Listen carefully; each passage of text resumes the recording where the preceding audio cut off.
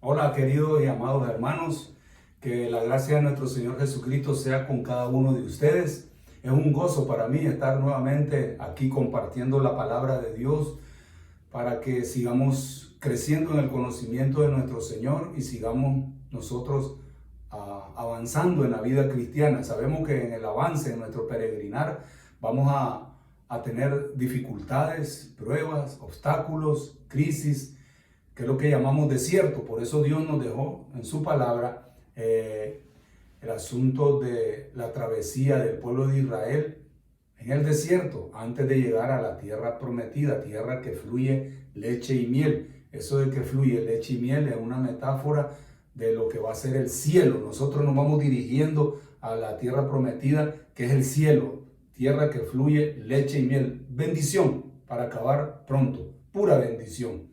Entonces, las pruebas, ya les dije, están allí siempre.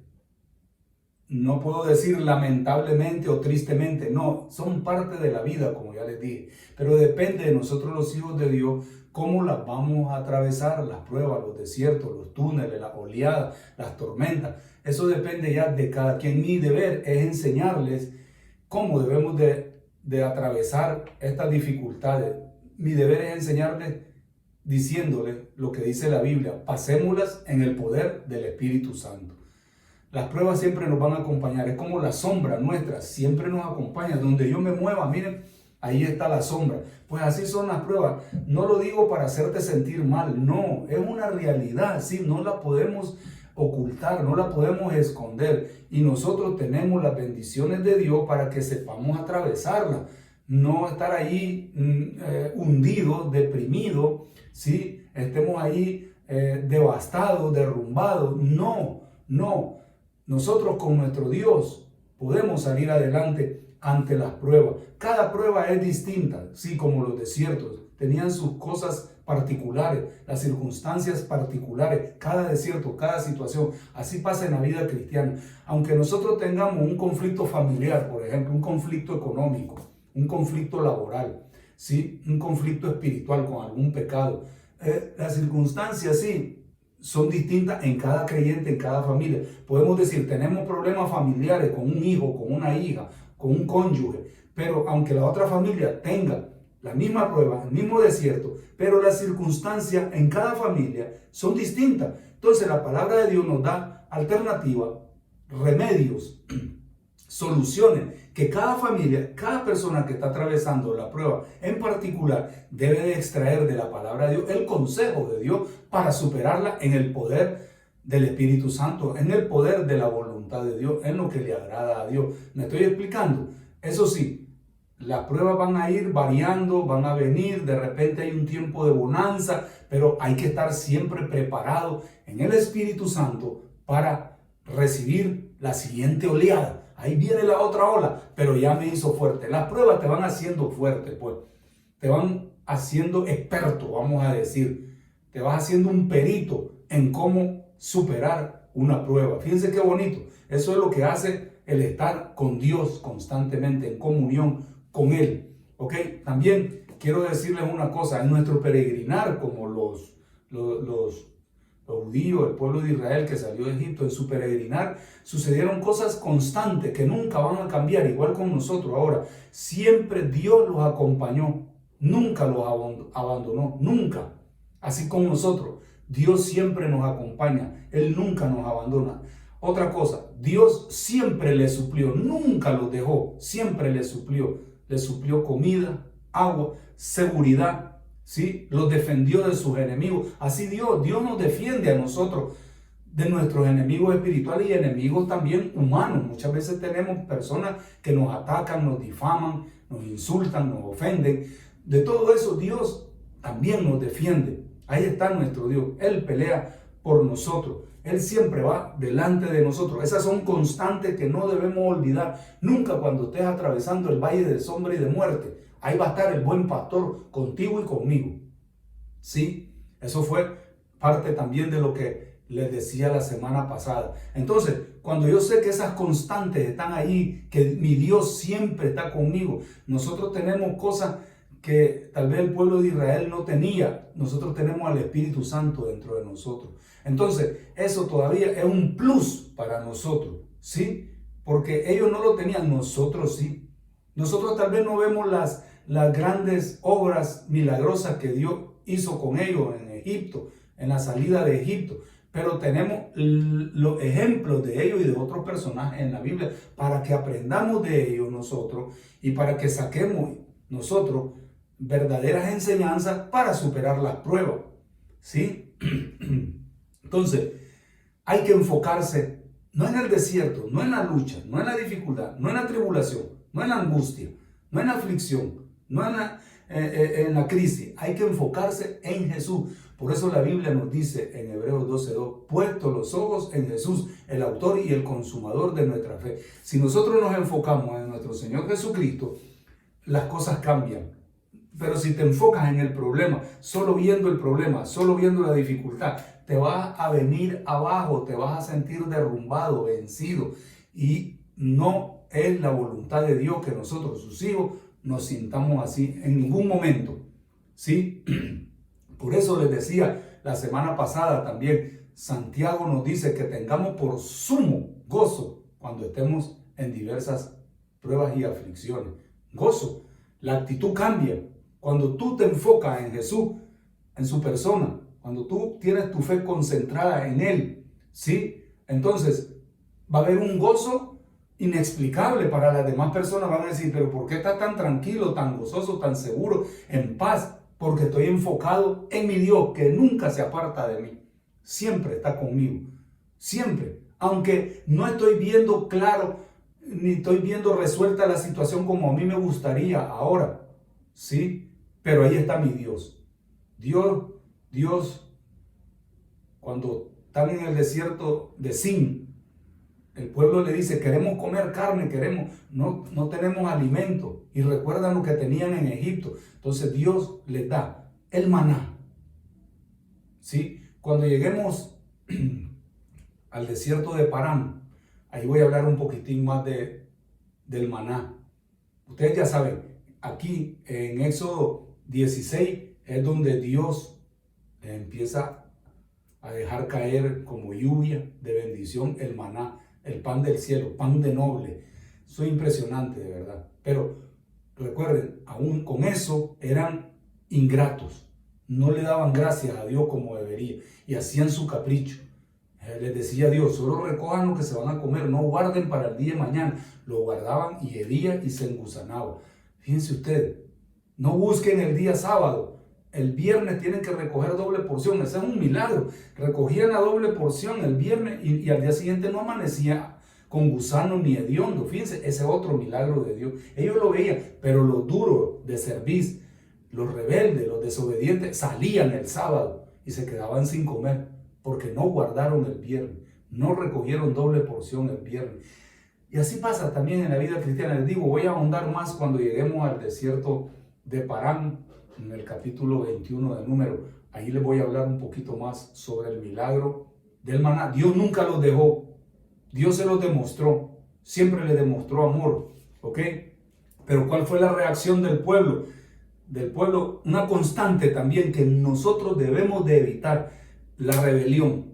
Siempre le llevaban la contraria a Dios, a Moisés y a Aarón, al liderazgo. Siempre están buscando, son quisquillosos. Y así pasa actualmente en la iglesia. Siempre están buscando defectos, errores en los ministros, en los pastores. Y eso es soberbia. No, oren. La Biblia dice que oren por vuestros pastores. No que estén de quisquillosos ahí señalándoles errores. No, oren. Somos seres humanos también. Moisés era ser humano. Y sus propios hermanos lo criticaron también. Eso ya lo vi, eso lo veremos más adelante en uno de los desiertos. ¿Okay? Y el pueblo también lo criticaban al liderazgo y a Dios. Eran rebeldes contra Dios y contra el liderazgo. Se quejaban a cada rato. Eso lo debemos de evitar también, la murmuración. ¿Hay una prueba? Sí, por eso les estoy diciendo, acostúmbrense a ellas. No con murmurar, con quejarte, con reclamarle a Dios por pedir razones, por decir por qué. No lo va a solucionar el problema. No. Y todavía amenazar a Dios y al liderazgo. Me voy a volver al mundo, voy a volver atrás. crees que eso te va a dar la solución, te va a llevar a peores situaciones. Y eso hay que tener mucho cuidado. No reclamar, mejor clamar a Dios, como se lo he dicho. Moisés no reclamaba, clamaba a Dios. Un espíritu de oración, de dependencia en Dios, de estar en comunión con Dios en esta situación terrible. Les digo, es duro estar atravesando una prueba, entonces no me queda otra más a mí que hablar con Dios, quebrantarme con Dios, vaciarme con Dios. Porque si empiezo a quejarme, empiezo a murmurar, empiezo a enfocarme en el problema y no en Dios, se empeora la situación. Ese es el camino cristiano. Esa es nuestra actitud y nuestro comportamiento que debemos de seguir en el desierto. ¿Sí? Muy bien. Tampoco, ya les dije, y se los mencioné la semana pasada, hay muchos que siempre están pensando en regresar como el pueblo, regresar a Egipto. ¿Por qué? Porque eran duros de servicio. No aceptaban ya las formas de trabajar de Dios. Entonces decían, allá nos iba mejor. Cuando eran esclavos, era una mentira, un engaño. Ellos no les iba mejor allá, si allí los maltrataban, les pegaban, los torturaban, eran esclavos.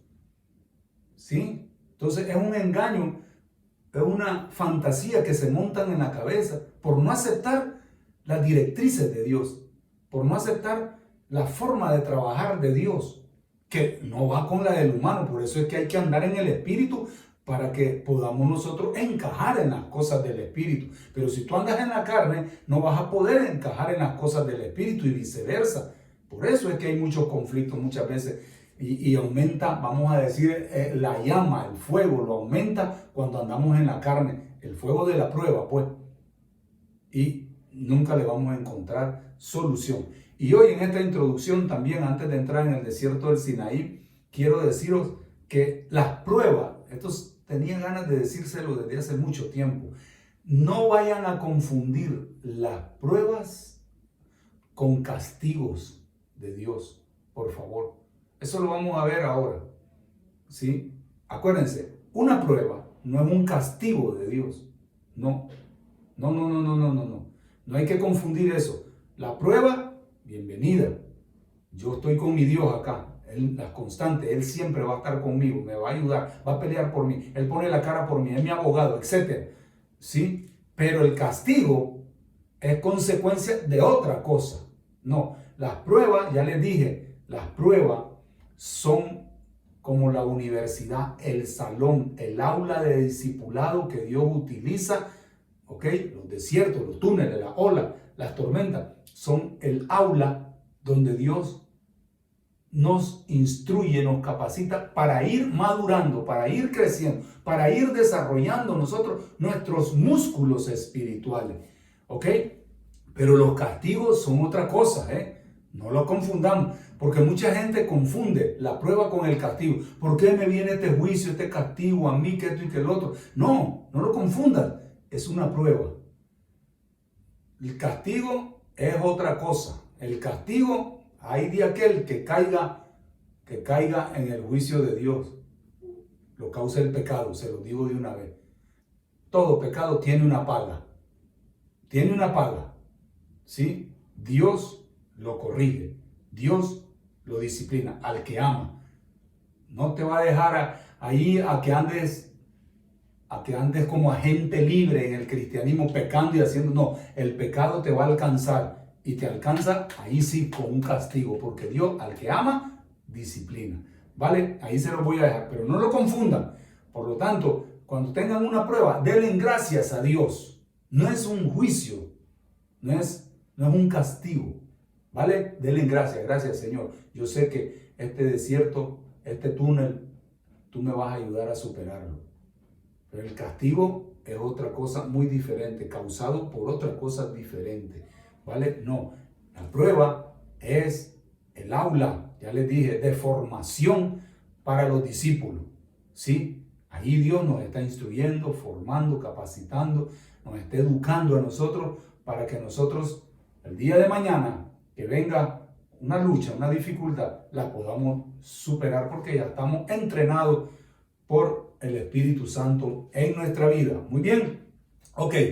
Entonces nos habíamos quedado en el desierto de Sin. Es la primera vez en ese desierto donde Dios, nuestro Señor, empieza a dejar caer maná. Le sigue supliendo. Entonces, en el capítulo 17, recuerdan ustedes, solo a manera de recordatorio, Moisés se ponía a orar cuando el pueblo de Israel estaba peleando con Amalek, el enemigo. Josué estaba en el valle con el ejército peleando y Moisés orando, levantaba las manos Moisés y se le cansaban, ¿sí? Y vinieron Hur y Aarón, su hermano de Moisés, y le levantaban las manos. Cuando mantenía las manos levantadas, el pueblo prevalecía contra Amalek, es decir, le ganaba a Amalek. ¿Qué aprendemos ahí? Que nosotros debemos de mantener en alto la oración, las manos, levantando manos santas, dice el Señor, ¿sí? En oración, clamándole a nuestro Dios, porque las batallas con el enemigo, esas nunca cesan, esas también son constantes. Entonces no bajemos la guardia, como se dice, no, mantengámonos firmes, vistiendo toda la armadura. Y ahí es donde se dice por primera vez que Dios es nuestro Jehová Nisi. En el 17:15 Moisés edificó un altar, dice, y llamó su nombre Jehová Nisi. Él es nuestra bandera, nuestro estandarte. Él es el que pelea por nosotros y Él es el que conquista, ¿ok?, el territorio del enemigo para dárnoslo a nosotros. Entonces, lógica, no bajen la guardia. Busquen ayudantes en oración a tu cónyuge, dile, ¿quieres orar conmigo? A tu hijo, a tu hija, dile, ¿quieres orar conmigo? Mantenemos en alto los brazos, en rendición a Dios. Eso es lo que significa estar rendido a Dios. Levanto las manos, como cuando la policía está siguiendo a algún delincuente, le dice, manos arriba, ya lo dejan desarmado ahí. Así nosotros, ya no estamos dependiendo de nosotros, estamos rendidos a Dios. Amén. Entonces, allí es donde nosotros demostramos que la pelea se la dejamos a Dios. Por eso Él es Jehová Nisi para nosotros. Bien, después nos quedó en el tintero el hecho de que Moisés en el capítulo 18, solo él atendía todas las necesidades del pueblo, las preguntas, las crisis, los problemas, los atendía Moisés. Entonces su suegro Jetro le dice, no está bien lo que estás haciendo, debes de distribuir las tareas. Y así pasa también en el cristianismo. Nosotros no podemos hacer todo, los siervos del Señor, necesitamos del cuerpo de Cristo y ahí entran los dones, ¿sí? Y el don lo tiene que descubrir la persona, no el pastor, ¿sí? Entonces la gente debe de preocuparse, creo yo, en descubrir su don. No, yo solo lo confirmo, pastor, yo creo que yo tengo este don, te voy a poner a prueba, a ver, vamos a ver, sí, pero es la persona la que debe de interactuar con el Espíritu Santo que da los dones para descubrir su don y ponerlo al servicio del Señor. De eso nos habla el capítulo 18, vamos a decir primigeniamente, de cómo se distribuyen las tareas en el asunto de la labor espiritual, lo que se conoce como la labor eclesiástica actualmente, para edificar el cuerpo del Señor. ¿Ok? Entonces, Dios nos da los dones para que nosotros evitemos desgaste, estrés como siervo, para que evitemos también entre nosotros conflicto, ¿ok? Y las cosas se van a ir haciendo a la manera de Dios, porque Él pone las piezas, o vamos a decir los miembros, en el lugar correcto y adecuado, ¿sí? Cada quien tiene su don y cada quien lo tiene que descubrir, su oficio espiritual, su habilidad espiritual. Por favor, les ruego que busquen su habilidad. Sí, hay un gran racimo de dones en el discipulado, lo hemos visto. Por lo menos hay 22 funciones que se deben de realizar en el cuerpo de Cristo, ¿sí? Ya más adelante, en este desierto del Sinaí, Dios nombra a los levitas. Los levitas se encargaban de todas las cosas sagradas, los sacrificios, de recolectar las ofrendas, distribuirlas, etc. Eso es también parte del ministerio, los levitas y los sacerdotes. ¿Vale? Bien, dice el capítulo 19 de Éxodo que en el mes tercero de la salida de los hijos de Israel de la tierra de Egipto, en el mismo día llegaron al desierto de Sinaí, a los 3 meses de salir de Egipto. Fíjense, Ya pasaron el desierto del Mar Rojo, el desierto de Shur, el desierto de Sin, y ahora están ya en el desierto del Sinaí, ¿sí?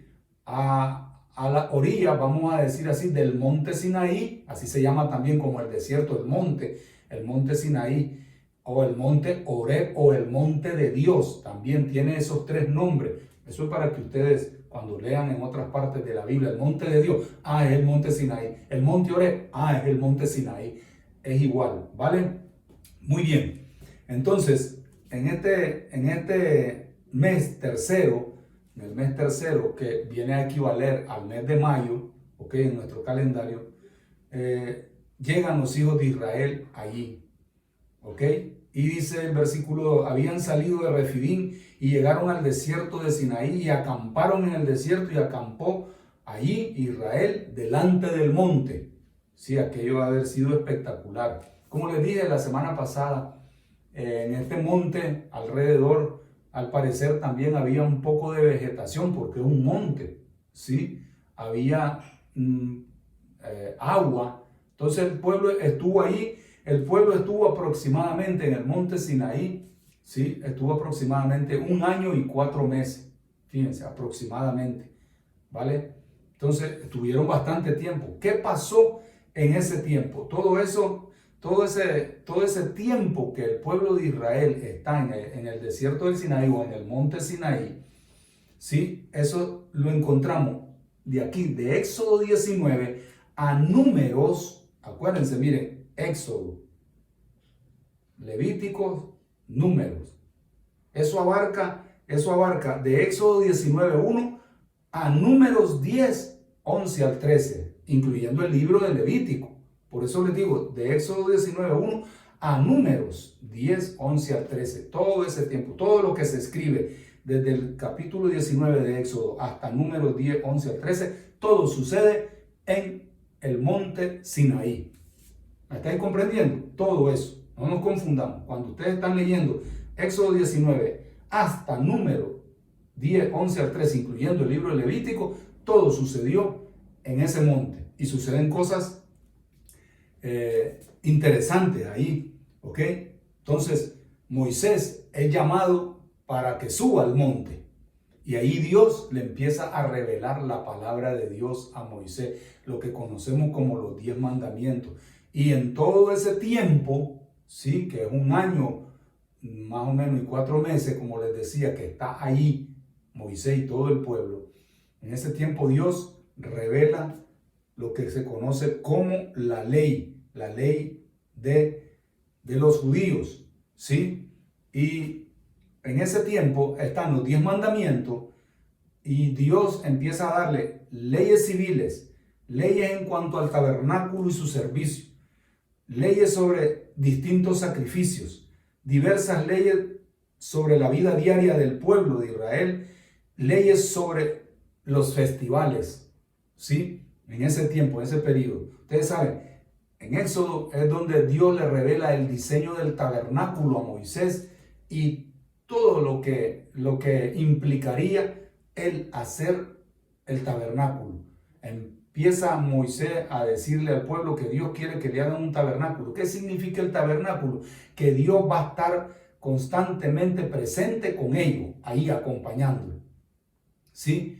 Y ahí pues Dios le manda a elaborar el tabernáculo a Moisés y todas las partes del tabernáculo, incluyendo la ofrenda, que la ofrenda incluye el sacrificio de los animales.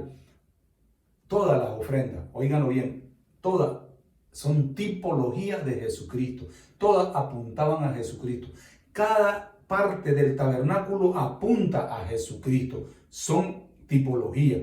Eso lo vamos a ver posteriormente porque es un gran estudio el conocer las partes del tabernáculo y lo que significa en Cristo ahora.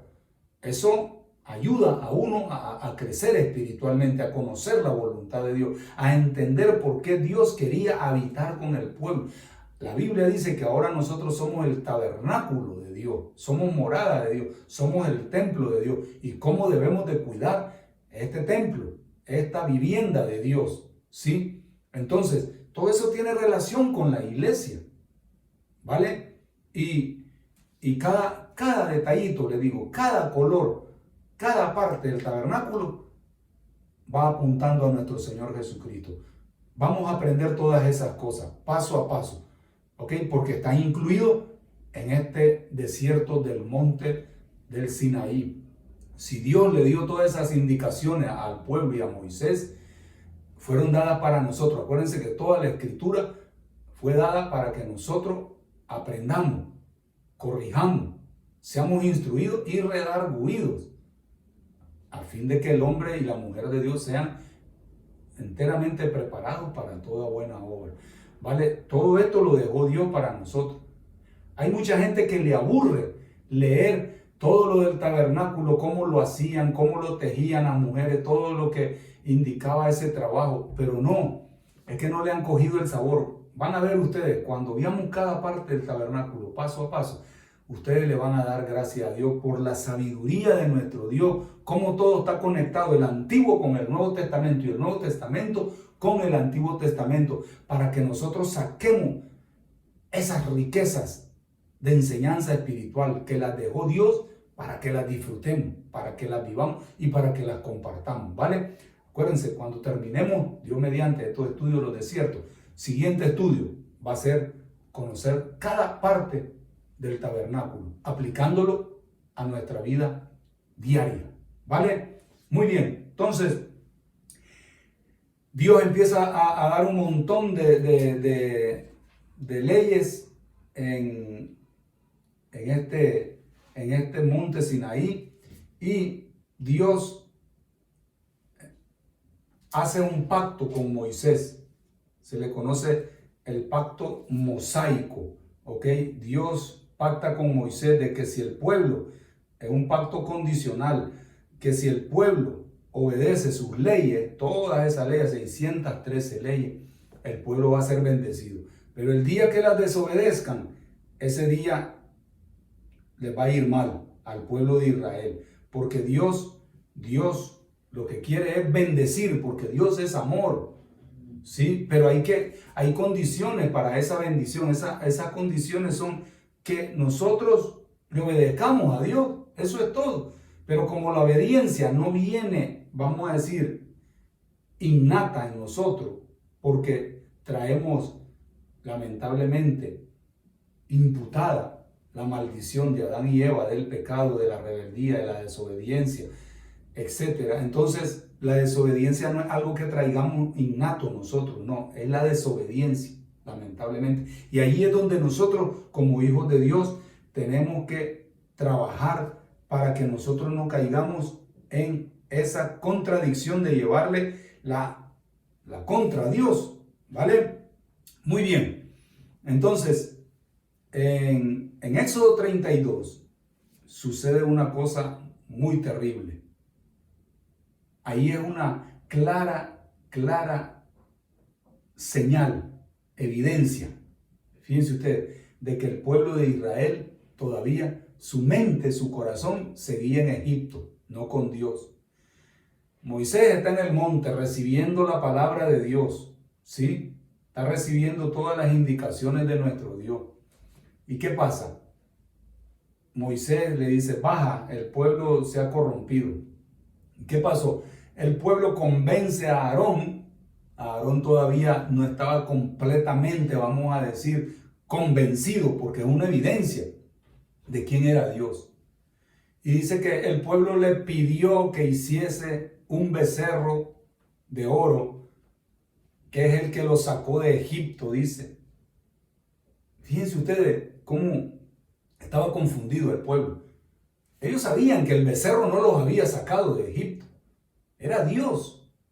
Pero lo hicieron el becerro porque eso es, todavía no habían sacado enseñanzas, aprendizajes de Egipto. Ustedes saben, en Egipto se adoraba al dios toro, al dios de la prosperidad, ¿sí? Apis, así se llamaba ese ídolo, Apis, ¿sí? El becerro de la prosperidad, de la fecundación, ¿sí? De la fuerza. Entonces lo adoraban. Hasta el día de hoy se le sigue rindiendo culto al dinero. En realidad, Ese es el toro de la prosperidad, ¿sí? Y hay gente que todavía sigue creyendo lamentablemente en el Dios dinero.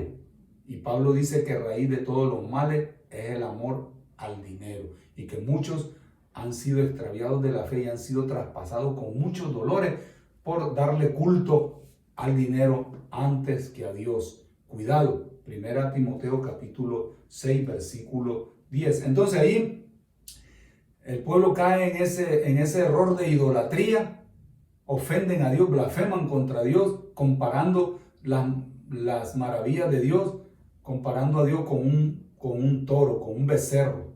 Fíjense ustedes, qué desviación.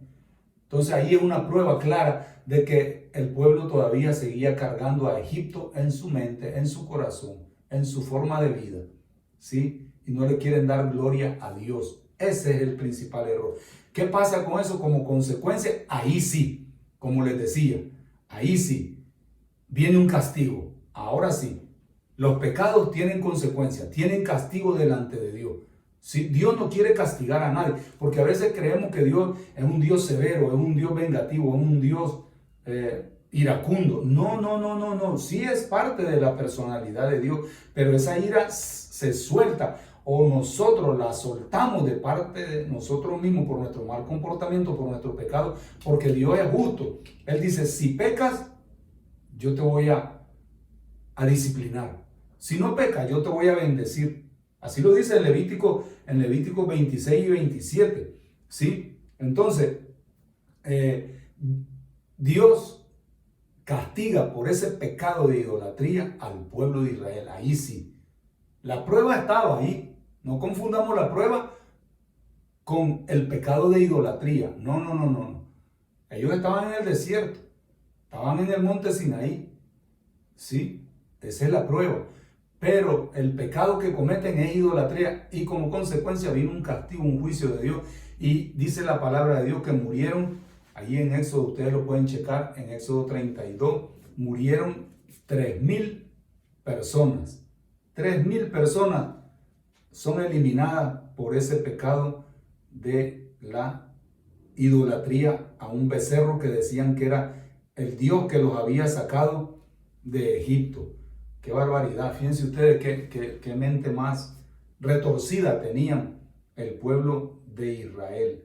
Entonces, Dios en el libro de Levítico empieza a dar ahora leyes sacerdotales. Es exclusiva a Leví. Leví es el hijo de Jacob que Dios elige para que se encarguen de las cosas sacerdotales y del tabernáculo. ¿Sí? En el libro de Éxodo encontramos que Dios le da, ya se lo dije, la orden a Moisés que hagan el tabernáculo, donde iba a estar presente Dios, ¿sí? Con ellos. Hacen el tabernáculo y ahora Dios necesita ministros, necesita siervos para que estén a cargo del funcionamiento del tabernáculo. Y todo el libro de Levítico, por eso se llama Levítico, porque son de los descendientes de Leví, el hijo de Abraham. ¿Sí? Entonces, digo, el hijo de Jacob. ¿Sí? Entonces, por eso lleva el nombre de Levítico y da una serie de recomendaciones, cómo debe de ser el sacerdocio, cómo se deben de realizar las ofrendas, los sacrificios, cómo se debe de administrar todo, etcétera, etcétera, ¿vale? Entonces, el libro de Levítico en realidad es eso, y es el libro donde Dios le dice a los levitas que deben de ser santos porque Él es un Dios santo. Y también a nosotros nos dice la Biblia, ahora en el Nuevo Testamento, que nosotros somos especial tesoro, como le decía al pueblo de Israel, nación santa, como ellos. Así se lo dijo a los levitas, pueblo adquirido por Dios, lo adquirió de esa tribu de Leví, ¿sí? Entonces, para que anunciemos las virtudes de aquel que nos llamó de la tiniebla a su luz admirable. Nosotros estamos encargados, ahora toda la iglesia, todo el cuerpo, somos el sacerdocio de Cristo ahora. según el orden de Melquisedec. Ya no tenemos que hacer sacrificio ni nada. Simplemente anunciar el evangelio. Simplemente servir al Señor con nuestros dones para edificación de la iglesia. Esos son los sacrificios. Sacrificio es nuestra vida, pero en santidad a nuestro Dios, como dice Romanos 12, 1 y 2.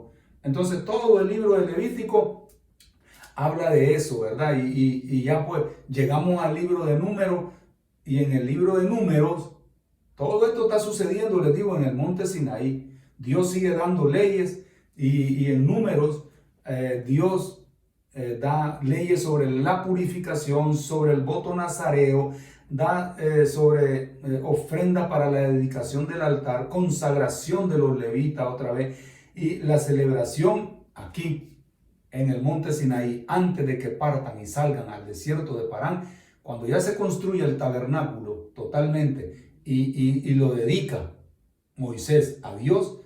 Entonces Dios le dice, antes de que salgan, van a celebrar la segunda Pascua. La primera la celebraron, acuérdense, en Éxodo 12, cuando salen de Egipto, la primera Pascua. La segunda Pascua la celebran aquí, en el desierto del Sinaí, antes de salir al siguiente desierto. ¿Ok? Entonces, ¿esto qué nos dice? Todas estas enseñanzas acá. Podemos sacar nosotros muchas cosas importantes de este monte Sinaí. Uno, Dios le da la palabra de Dios. La palabra de Dios, la ley. Nosotros, quiero hacer esta aclaración, no estamos bajo la ley. No estamos bajo la ley. Ni tenemos que sacrificar animales, ni tenemos que hacer todo lo que hacían los sacerdotes en la antigüedad. No, nosotros estamos bajo la gracia. ¿Sí? Óiganlo bien, ahí se confunde mucho. Nosotros no tenemos que celebrar ni la Pascua, no tenemos que celebrar ninguna de los festivales que Dios marca aquí en estos libros, ¿ok? Éxodo, Levítico y Números, marca los festivales que tenían que realizar los judíos. Hay iglesias que han incorporado, no sé por qué, la verdad, esas cosas en sus servicios. Pero en realidad nosotros no tenemos nada que hacer, porque nosotros ni somos del orden de Leví, ni del orden de Aarón, somos del orden de Melquisedec. Entonces todas estas cosas ya no tienen valor alguno para nuestra salvación, para nuestro perdón de pecado. Todo esto lo hacían ellos para perdón de pecado, sacrificar un cordero, traer una ofrenda de esto, de lo otro. Cristo ya cumplió todo eso. Cristo es nuestra Pascua, ¿sí? Hay dos versículos que quiero tocar sobre eso, que ustedes se lo saben. Primero se encuentra en Juan capítulo 1, versículo 29. Todos ustedes se saben ese pasaje, ¿sí? Cuando Juan el Bautista está bautizando y llega Jesús y se aparece Jesús ahí, y Juan el Bautista dice que el siguiente día vio Juan a Jesús que venía a él en el río Jordán, donde estaba bautizando, y dice, y dijo, he aquí el Cordero de Dios que quita el pecado del mundo. Jesús aquí es representante de todos los corderos, los machos cabríos, todos los becerros, todas las tórtolas, todos los palominos que se sacrificaban en el Antiguo Testamento para limpiar los pecados, ¿sí? Pero Cristo cumple eso, por eso se le llama tipología. Todos esos sacrificios de esos animales en el Antiguo Testamento tipificaban a Jesucristo, y Jesús aquí es el Cordero de Dios que quita el pecado del mundo. No necesitamos hacer ninguna de esos sacrificios nosotros ya, ni celebrar las fiestas, especialmente esta fiesta tan importante que celebraba el pueblo de Israel, que es la fiesta de la Pascua. Dice la palabra de Dios. Estoy leyendo 1 Corintios 5, versículos 7 y 8. Dice, limpiaos pues de la vieja levadura para que seáis nueva masa, sin levadura como soy. Ya somos nosotros, metafóricamente, sin levadura. Estamos limpios de pecado, puros de contaminación y de corrupción, porque Cristo con su sangre nos ha limpiado. Y dice, porque nuestra Pascua, fíjense, que es Cristo, ¿ves? La Pascua apuntaba a Jesucristo. ya fue sacrificada por nosotros. Ya no hay más sacrificios por la paz. Ya fue. No nos confundamos, de verdad. Yo sé que ahora está de moda traer estas fiestas, estos festivales judíos a la iglesia, pero no tiene ningún significado. Ninguno. Y dice, así que celebremos la fiesta, no con la vieja levadura, es decir, con las cosas antiguas, ni con la levadura de malicia y de maldad, sino con panes sin levadura, de sinceridad y de verdad. Eso es lo que somos nosotros ahora en Cristo, ¿vale? Entonces, todo eso aprendemos nosotros del pueblo de Israel cuando pasó por estos desiertos. Este desierto del Sinaí nos da muchas lecciones a nosotros. Uno, sí nos da la palabra, la ley es justa, es santa, ¿sí? La ley es perfecta, sí, pero no estamos bajo la ley, ¿sí? Pablo lo dice, y lo vuelvo a repetir, Gálatas 2:21. Si la justicia fuese por la obra de la ley, por demás murió Cristo. No es por la ley. Por la ley nadie se va a salvar. No, sí, la ley es santa, la ley es pura, la ley es justa. Sí, ahí está, nos la dejó Dios, pero como espejo para decirte, tú no puedes cumplir esto. Y dice, el que incumpla uno de los mandamientos, todo lo demás construido se derrumba. Y no hay nadie que la pueda cumplir, no hay nadie. El único que la cumplió fue nuestro Señor Jesucristo. Fíjense, por eso Él tiene todo el derecho de salvarnos. El otro texto que les quiero decir en cuanto a esto, ¿ok? La ley dice Juan 1:17, vino por medio de Moisés, pero la gracia y la verdad, está como diciendo, la verdad no es la ley, sí es justa, es santa, es perfecta, pero la verdad es Cristo. Él trajo la gracia, sí, que Dios nos da, todas las bendiciones sin que las merezcamos, y la verdad, Él mismo lo declaró, Juan 14:6, yo soy el camino y la verdad y la vida. Nadie viene al Padre si no es por mí, dice el Señor Jesucristo. Entonces no nos confundamos. Todo eso lo aprendemos para que nosotros no caigamos en contradicción. Sí está todo eso y qué bonito lo del monte Sinaí, todo lo que pasó, etc. Lo primero, está la ley, pero está la gracia. Nosotros estamos bajo la gracia. Dios hizo un pacto con Moisés ahí en el monte Sinaí. Se le conoce como el pacto mosaico, ¿sí? Que si ustedes me obedecen, yo los bendigo. Si no me obedecen, no los voy a bendecir y les va a caer una gran maldición. Y fue lo que pasó, porque no la cumplieron, no la obedecieron, no se sometieron a Dios.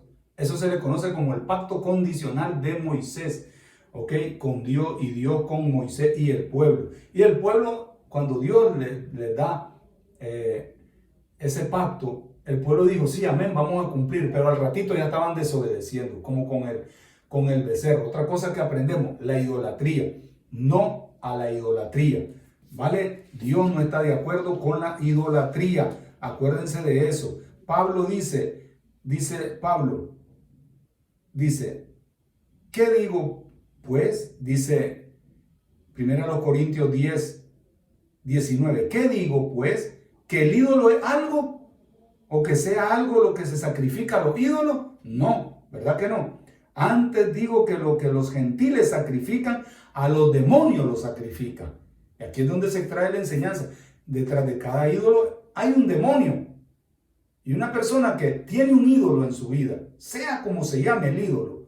Hay ídolos modernos actualmente como el mal uso del teléfono móvil, por ejemplo. Está detrás un demonio gobernando. Y te tiene apartado de su palabra, apartado de su voluntad.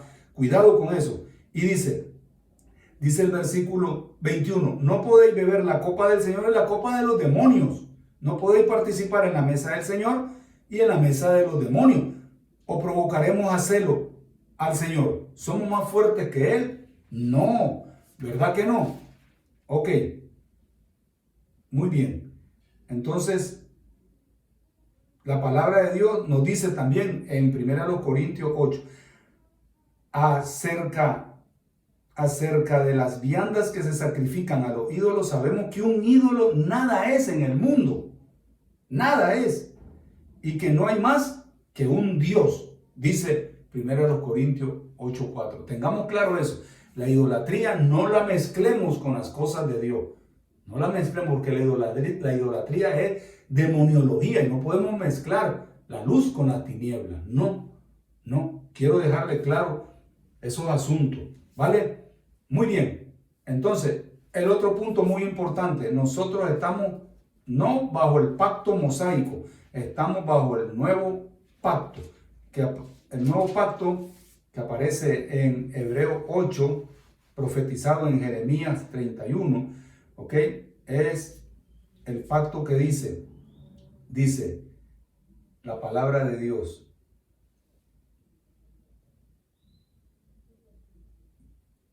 He aquí vienen días, dice el Señor, estoy leyendo Hebreos 8:8, en que estableceré con la casa de Israel y la casa de Jehová un nuevo pacto. No como el pacto que hice con sus padres en el día que los tomé de la mano para sacarlos de la tierra de Egipto. Está refiriendo al pacto sinaítico, también se le llama, o el pacto mosaico, ¿ok? Dice, porque ellos no permanecieron en mi pacto. Ahora, y yo me desatendí de ellos, dice el Señor. Fíjense cuánta enseñanza podemos nosotros sacar de estas cosas. Me desatendí de ellos. ¿Por qué? Porque fueron rebeldes, fueron duros de corazón, duros de servir, como dice la misma palabra de Dios. Eran pero muy rebeldes, ¿sí? Y dice el pasaje, por lo cual este es el pacto que haré con la casa de Israel después de aquellos días, dice el Señor. Pondré mis leyes en la mente de ellos y sobre su corazón las escribiré y seré a ellos por Dios. Esto es lo que se conoce, y lo he venido repitiendo muchas veces, se le conoce como la doctrina posicional. Sí, ya tenemos a Dios, ya tenemos su palabra, nosotros ya es un hecho en nuestra vida, pues. Y dice, y ninguno enseñará a su prójimo. No, es que esto es posicional. Esa es una realidad que ya tenemos nosotros, pero en la práctica tenemos que enseñar. Y dice, ninguno enseñará a su hermano, ni ninguno le dirá, conoce al Señor, porque todos me conocerán, desde el menor hasta el mayor de ellos, porque seré propicio a sus injusticias, y nunca más me acordaré de sus pecados y de sus iniquidades. Ese es el nuevo pacto, ¿verdad?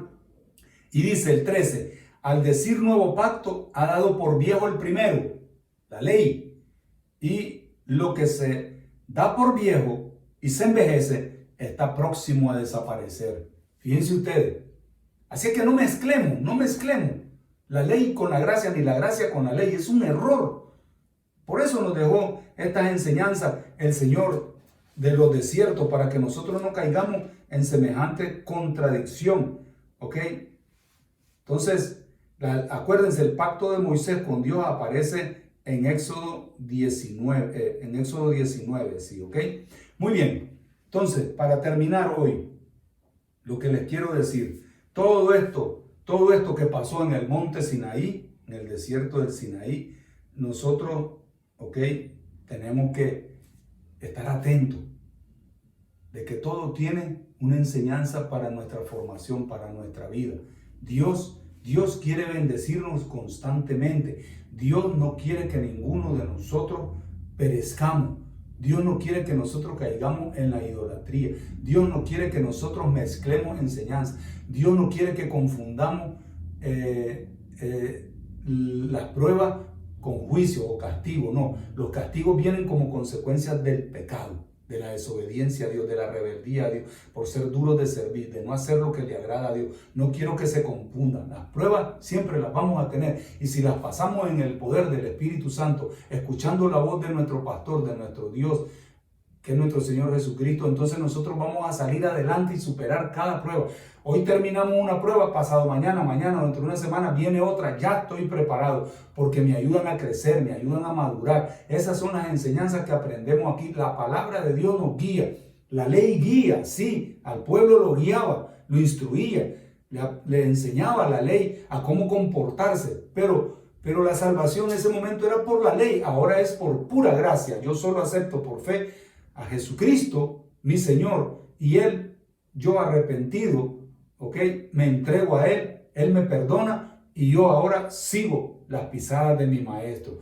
Esas son las diferencias y las cosas que podemos extraer de estos desiertos, en especial este del Sinaí, que es el tiempo donde más tiempo pasó el pueblo recibiendo las instrucciones de Dios, donde más tiempo pasó el pueblo a construir el tabernáculo, ¿sí? Y recibiendo todas las indicaciones para que eso funcionara. Así nos pasa ahora a nosotros. En el nuevo pacto tenemos instrucciones de cómo se hacen las cosas, cómo se van a realizar las cosas. Tenemos todas las indicaciones, todas las enseñanzas, todas las directrices. Nos las ha dejado Dios en el Nuevo Testamento con el ejemplo de nuestro Señor Jesucristo. Y nos ha dejado su Espíritu para seguir impulsando la obra, edificando la obra de nuestro Dios en esta vida. Así es que, amados hermanos, que Dios les bendiga. Hemos visto cosas muy significativas. Acuérdense, las pruebas van a estar, pero también Dios. Y eso no me va a hacer a mí retroceder. No quiero ser como la mujer de Lot, como les decía. Y muchos aparentemente a veces queremos ser como esa mujer. No miren atrás, no vuelvan atrás. Si te llegas a mirar atrás, ¿por qué miró la mujer de Lot? Se ha debatido mucho. ¿Por qué la mujer de Lot desobedeció? ¿Sí? El día del juicio de Sodoma y Gomorra. ¿Por qué? Porque dicen mucho que ella no quería dejar sus posesiones.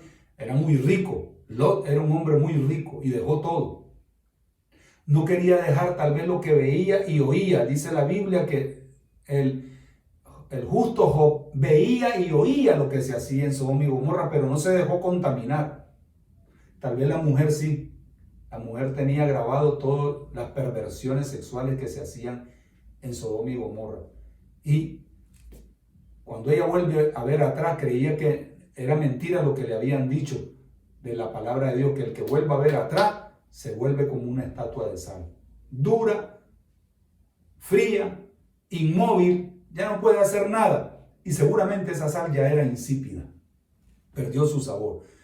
Muchos por querer volver atrás, como el pueblo de Israel, se vuelven como la mujer de Lot. Por eso tenemos la enseñanza en Lucas 17:32, acordados de la mujer de Lot. Eso a cada rato lo deberíamos de estar enseñando nosotros. Acordados de la mujer de Lot. Acordados de la mujer de Lot. Es como diciendo, acordados de la reacción o la actitud o el comportamiento del pueblo de Israel, que a cada rato querían volver a Egipto. Y un hecho visible, claro, evidente, de que tenían a Egipto en el corazón, es que construyeron ese becerro de oro, el lápiz, que lo confundían como el Dios de la prosperidad. Tengamos mucho cuidado. Por eso les digo, no volvamos a ver atrás. Las pruebas van a estar ahí. Cuidado, si caemos en pecado, viene un juicio. Dios exterminó a muchos en el desierto como castigo, eso sí, por el pecado. Por el pecado. Eso lo vamos a ver en el siguiente desierto. Pero les quería dar eso como dato introductorio. No confundan la prueba con el castigo. No te está castigando Dios cuando estás pasando una lucha, una prueba, una dificultad, un desierto, un túnel, una tormenta, un oleaje fuerte. No. Dale gracias. Enfócate en Dios. Él está ahí contigo.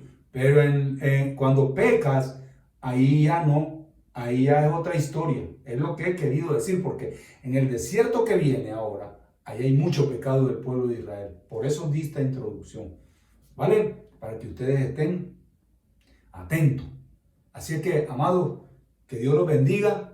Seguimos adelante y que la prueba que estén atravesando, Dios está ahí contigo. Habla con Él, ríndete a Él, búscalo a Él, depende de Él, enfócate 100% a Él, porque nosotros somos 100% Cristo dependiente, Jesucristo dependiente. Amén. Que Dios los bendiga, Dios los guarde.